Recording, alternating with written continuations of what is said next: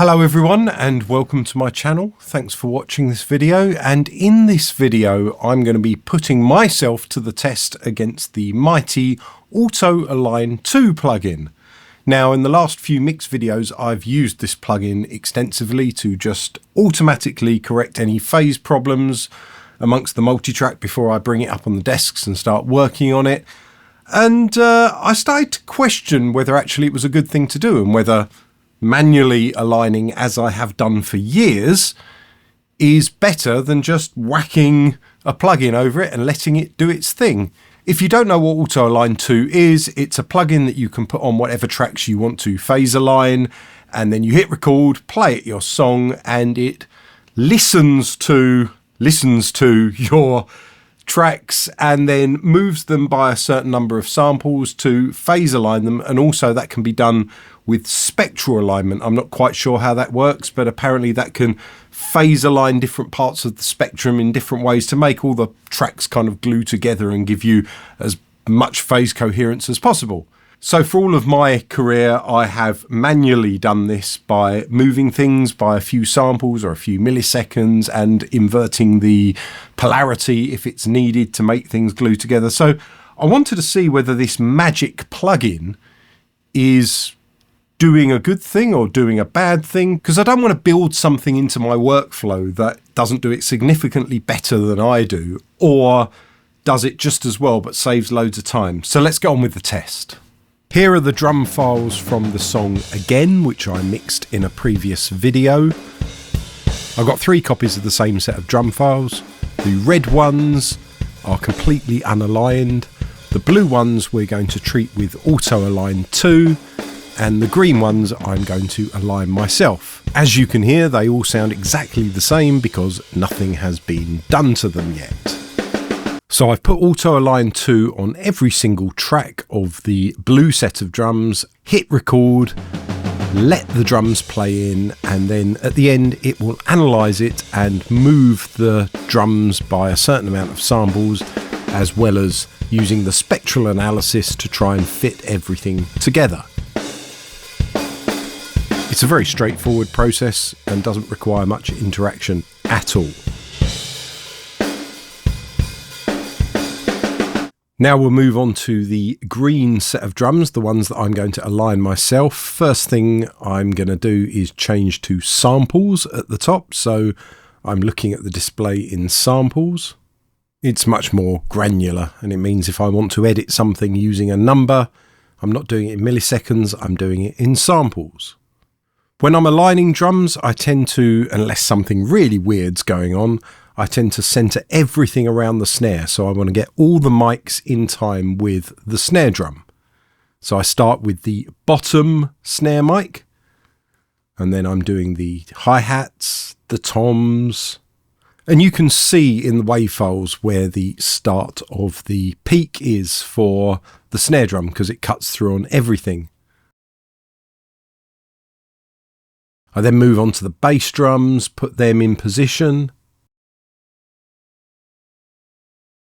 Also make sure the bass drums are aligned to each other, because the bass drum mics are picking up more bass drum than they are snare drum, so I want them to be aligned to each other first and then as a pair to the snare drum. After that I'm going to move the overheads into position, get the beginning of the snare transient in the same place, and then the front mics, they're a stereo pair. Sometimes I look at other parts of the wave just to see whether there's something else that I can use to correlate. Again, I want the front mics to correlate to each other and then as a pair to correlate to the snare.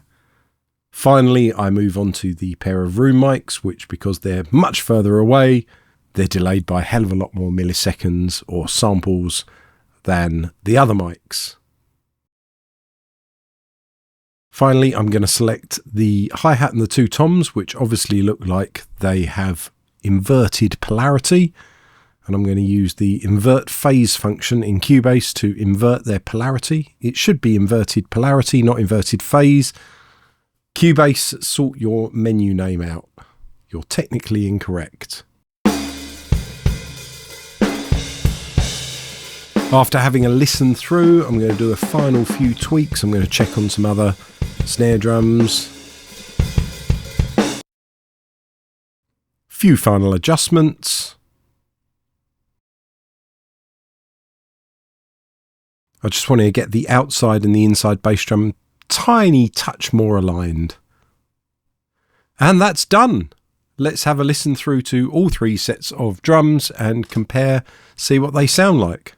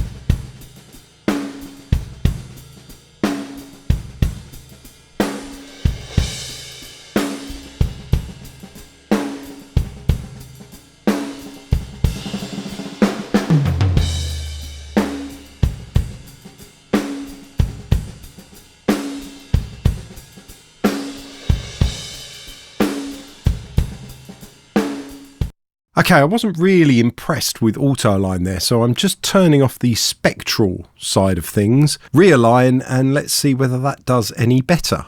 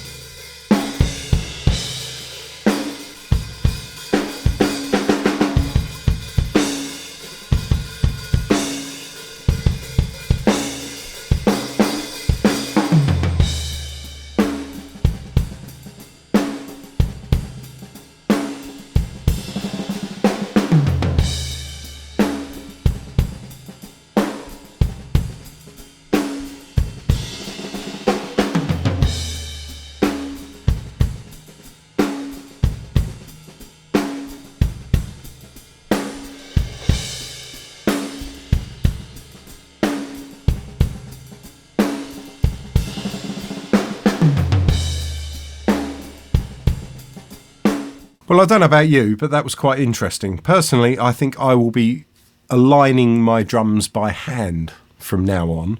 I think where Auto-Align comes into its own is when you just need to do something quickly, or you've got some things that are a problem. I can imagine with bass guitars, it's going to work really well, or multiple guitar mics on the same amp or something like that, where you might want that spectral phase coherence. But for things like drums that have to be punchy, I just wasn't that impressed. It didn't take me that long to manually align the drums. I mean, I've done it a lot, so, you know, it's quite quick for me to do it. But the sound was just so much better when I did it myself. So my conclusion is it's good if you use it sparingly where it's absolutely needed, like everything else. So there we go. That's the video. I hope you enjoyed it. Please leave me a like, please subscribe, leave me a comment if you agree or disagree. My comment section is a sewer-free zone, and check out another video. See you later.